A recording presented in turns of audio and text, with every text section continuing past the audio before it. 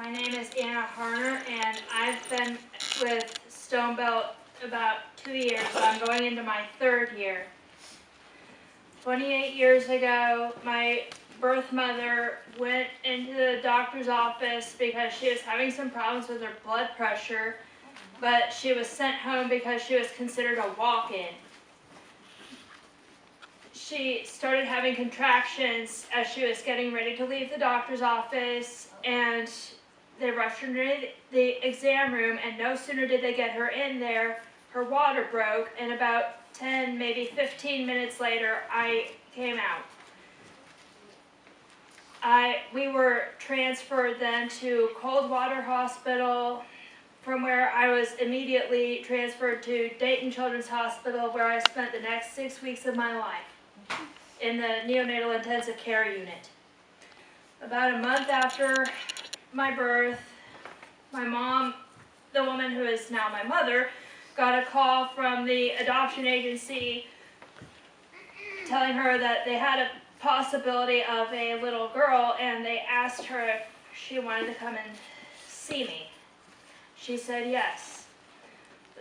When I was about 18 months old, we went to the doctor for what we thought was going to be a regular checkup, because my mom was getting ready to sign my adoption papers.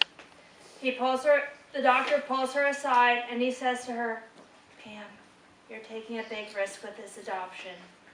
There is a good possibility that your daughter could lose her vision over the course of her life." And of course, my mom's first reaction was to immediately call my grandmother.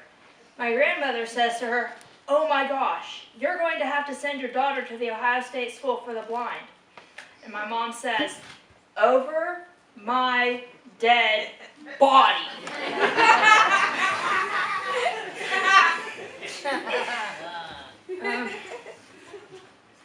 If I had gone to the Ohio State School for the Blind, I would not be as successful as I am today. I would not be able to see my family very much except on holidays. As of right now, my field of vision in my left eye is 20/200, and what my right eye does is it lets in light to help my left eye see. As I mentioned previously, I was born about 2.5 to 3 months premature, which, as a result of that, my retinas were detached, and there was nothing the doctors could do without running the risk of me going completely blind. On April 1st, 1996, I went in for the first of several eye surgeries. I had a cataract removed from my right eye. My ophthalmologist's original plan was to remove my right eye completely because she was under the impression that it was completely useless. However, as they were getting me prepped to go back into the operating room, she received some paperwork from my occupational therapist and from my physical therapist that my right eye is actually of some use to me. The most recent eye surgery that I have had was on July 28th, 2017. I had another cataract, but this time it was a little more risky because it was on my left eye, which is my good eye, and there was a 45 or 50% chance I could go completely blind if the surgery wasn't successful. When I woke up from surgery, the first thing I asked was whether or not the surgery was a success, and as soon as I found it was a successful operation, I asked my nurse, "Can I have a Pepsi?"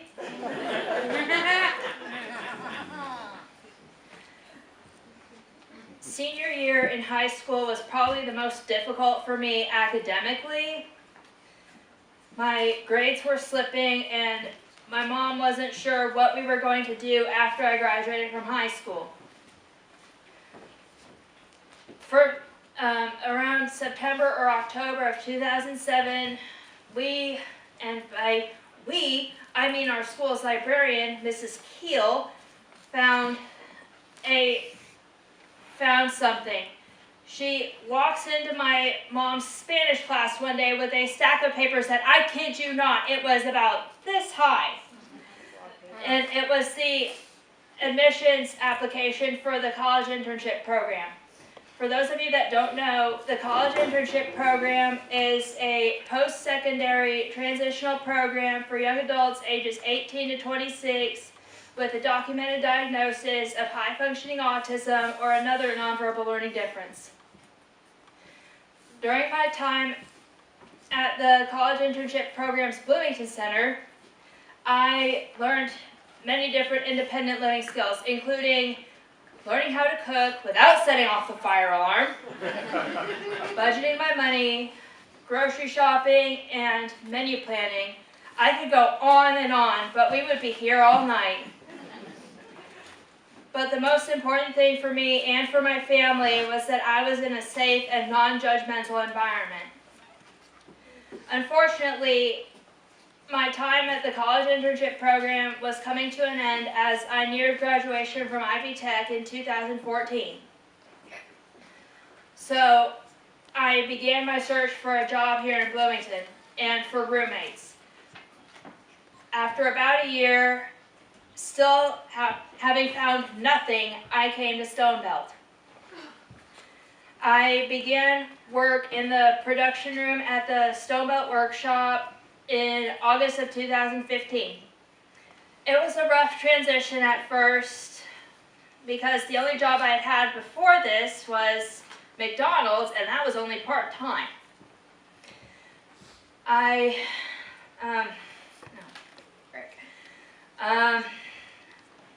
think my grandma, looking back, would be really happy about what I do now because she had congestive heart failure, and as a result of that, was probably very familiar with the products that we make for Cook Medical. She would also be happy to know, if she were around today, that the products that we make can potentially save lives. In February of 2017, I found out that I could move from a group home situation into an apartment with 1 or 2 other roommates. I had a couple of ideas in mind, but the former director of supported group living here at Stonebelt had a different idea. She knew of a couple of ladies that were in a 3-bedroom apartment on the west side of town that were looking for a 3rd roommate. The week before my surgery, my most recent surgery, I toured the apartment, and as soon as I got back to the group home that night, I called my mom, and she said, "It's ultimately your decision, honey." And my response was, "I'm going for it."